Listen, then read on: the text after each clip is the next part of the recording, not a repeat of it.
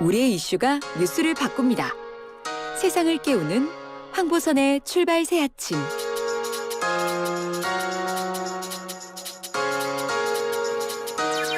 네, 조국 전 법무장관의 부인 정경심 전 동양대 교수에 대한 대법원의 최종 판단이 어제 나왔습니다. 1, 2심에 이어서 자녀 입시 비리 혐의가 모두 유죄로 인정돼 징역 4년, 벌금 5천만 원의 원심 판결 확정됐습니다.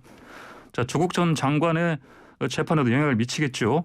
자, 그리고 뇌물수수 혐의로 재판을 이어온 김학의 전 법무부 차관은 4번의 오랜 재판 끝에 파기환송심에서 무죄 선고받았습니다. 자, 관련 내용 구자룡 변호사와 이야기 나눠보겠습니다. 구 변호사님 안녕하십니까? 예, 안녕하세요. 이번 주에 자주 봅니다. 네, 큰 사건이 많았습니다. 아주. 그러게요. 예. 먼저 김학의 사건부터 좀 보죠. 결론이 파기환송심에서 무죄 나왔네요. 네, 근데 파기환송심에서 다루어진 사건이 무죄니까 이게 전부 무죄인가 이렇게 생각하실 수 있는데 네. 김학의 전 차관에 대한 사건은 전체적으로 보면은 네. 절반 정도는 일부는 이제 면소, 예. 일부는 무죄 이렇게 된 거고. 면소 무죄. 예, 그래서 예. 이거를 지금 뭐 어제 사건이 무죄니까 이게 무슨 결백이 확인된 건가 이렇게 생각하시는 분들 수 있을지 모르겠는데 법적인 무죄와 네. 실제 무죄 사실 여부는 또 다르죠. 다르지 않습니까? 그래서 예. 법적인 의미에서의 무죄라는 거는 사실 예. 검사의 입증이 실패했다라고 표현하는데 예. 이거를 정확하게 와닿게 이제 설명을 드리자면 영미권에서는 not guilty라고 해요. not guilty. 예. 예. 죄가 아니다. 이게 왜냐하면 죄의 입증이 없으니까 죄가 아니다라고 하지 innocent라고 안 합니다. 예. 그래서 이거 정확한 의미는 결백이 아니라 처벌할 수 없다. 검사의 입증이 부족하다. 이렇게 네. 이제 법적으로도 평가하는데 어제의 사건은 딱 이 법적인 용어에 들어맞는 사건 아닌가. 딱 이거 not guilty. not guilty다. 네. 그러니까 결백이 확인된 것처럼 얘기할 수 있는 사건은 아니다. 예. 특히나 그 일부 면소 판결이 내려진 거는 공소시효가 지났다는 이유로 실체 판단하지도 못하고 공소시효 지났습니다라는 형식 재판만 하고 끝난 부분이 있거든요. 예. 그러니까 이거에 대해서는 뭐 결백이 확인된 그런 식의 의미를 부여할 수는 없겠다 이렇게 평가할 수 있을 것 같습니다. 예. 그러면은 증거도 있고 증인도 있는데 뭐 공소시효 지나서 면소가 되고 또 여러 가지 그 검찰 측에서 검사가 제대로 입증을 못했기 때문에 네. 그런 부분이 작용을 해서 예, not guilty다. 그렇죠. 이게 처벌할 그래서 수가 없다. 검사에 대한 그 비판이 많았잖아요. 검찰 예. 개혁에 대한 얘기도 이거는 예. 정말 검찰이 갖고 있는 두 가지 측면의 잘못이 다 포함되어 있는 사건이다. 그래서 굉장히 앞으로도 굉장히 이제 회자될 사건이겠다 이렇게 생각이 드는데 예. 두 가지 잘못이 뭐냐면은 덮어주기. 덮어주기요. 그리고 죄 만들기. 이제 검찰의 그 잘못된 점으로 딱 언급한 그 두 가지 여기 다 있어요. 예. 그래서 이전 정권에서의 문제점은 덮어주기를 하려고 하면서 두 번의 무혐의 처분을 하면서 한 7년 정도의 시간을 그냥 허송세월을 해버렸거든요. 7년. 예. 예, 그러니까 그 시간 동안 공소시효가 대부분 지나버렸죠. 예.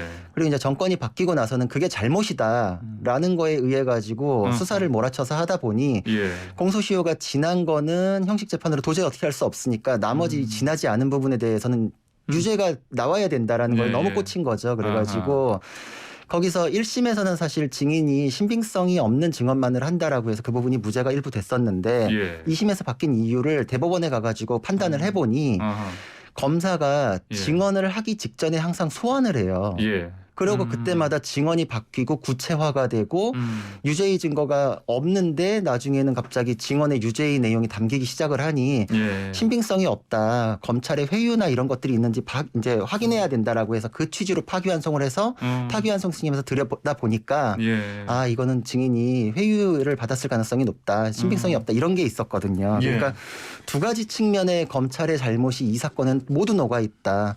과거에 공소시효를 허송세월하면서의 잘못이 하나 있었고 예. 그거를 또 어떻게든 만회해 보려고 하는 것이 또 다른 잘못으로 작용한 사건이다. 이렇게 평가할 수 있을 것 같습니다. 알겠습니다. 저희 김학의 사건은 다음 또 기회에 좀 더 길게 내용이 워낙 많으니까 좀 자세히 보기로 하고요. 예. 오늘의 본론은 정경심 전 동양대 교수 대법원 최종 판단 나온 거예요. 네. 이거 얘기해 보시죠.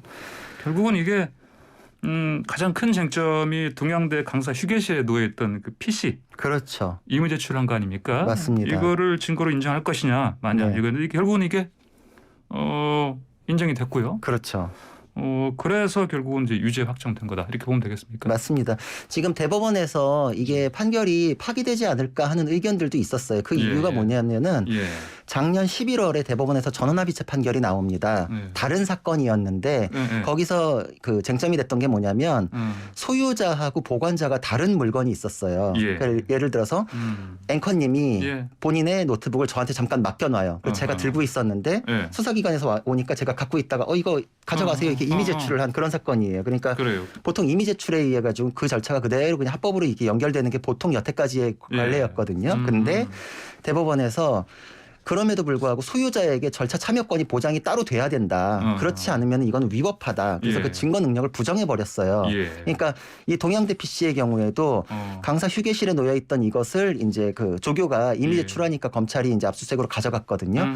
거기 그 과정에서 정경심 교수의 절차 참여권이 별도 보장되지 않았으니 예. 그 전원합의체 판례랑 딱 떨어지는 거 아니냐. 그러니까 이건 증거 능력 부정돼야 되는 거 아니냐라고 예. 했었는데 예. 대법원에서는 그 전원합의체 사건이랑 이거는 다르다. 왜냐면은 그 소유와 보관이 경합적으로 있을 때 그 소유자의 그 소유가 중첩적으로 최근까지도 있었다 볼 수 있으면 예.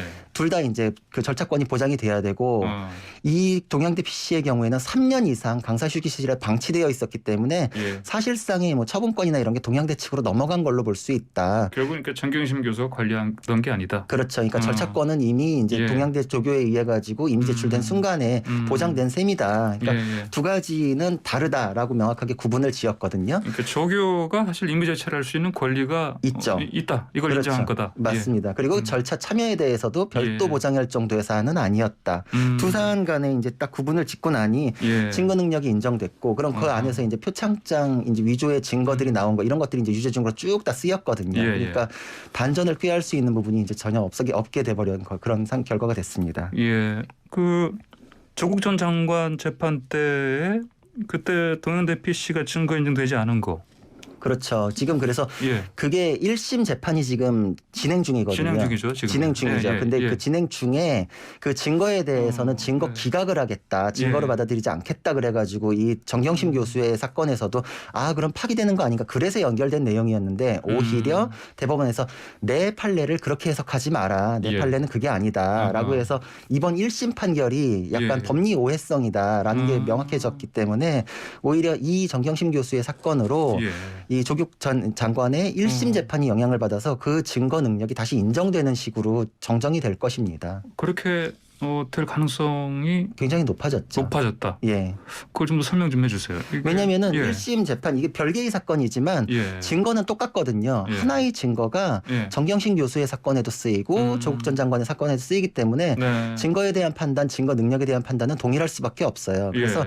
만약에 이 1심 재판부가 그대로 증거 기각 결정을 유지해가지고 판결이 쭉 이어지면 어차피 대법원에서 깨질 수밖에 없습니다. 예. 그러니까 이거는 다시 지금 이 재판의 취지를 받아들여가지고 예. 증거 능력을 인정하는 식으로 바뀔 수밖에 없게 됐고 만약에 그렇게 하지 않을 경우에는 검찰에서는 지금 그 예. 재판부의 증거 판단이 잘못됐다라면서 기피 신청을 내놨거든요. 기피 신청. 예, 기피 신청도 내놨기 때문에 만약에 예. 그거를 안 바꾸려고 한다면은 기피에 의해서 재판부가 바뀌는 결과가 생길 수도 있습니다. 그렇습니까? 예. 그 가능성도 좀 예, 그런 가능성도 생겼고 봐야 되겠다. 결국은 깨질 게 명확하다 싶으면 재판부도 그거를 고집할 수가 없거든요. 예. 지금 증거 능력은 아마 인정되는 수순이 될 것입니다. 아하. 알겠습니다. 그러면 자 이번에 결국은 동양대 PC 이게 증거가 인정이 됐고요. 그리고 그에 따라서 징역 4년이 네. 확정이 된 건데 네, 그렇게 이 문서 위조가 보통 네. 일반적으로 이렇게 징역 4년을 때릴 만큼 네. 중죄입니까? 이제 그런 의견 이제 예. 궁금증 갖고 있는 분들도 있는데 예. 그 양형 기준을 제가 설명드리자면 사문서 위조죄에 대한 양형 기준은 기본이 예.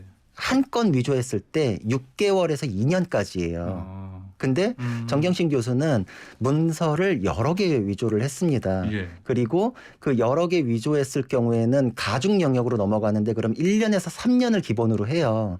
그리고 여기에 대해서 이 문서가 여러 개인데다가 이거를 업무방해로 입시 비리로 썼기 때문에 죄가 또 추가되고 예. 그리고 증거인멸 교사, 뭐 사기, 보조금 관리에 관한 법률 위반 그러니까 사실 혐의가 한 10개 이상 인정됐기 때문에 예.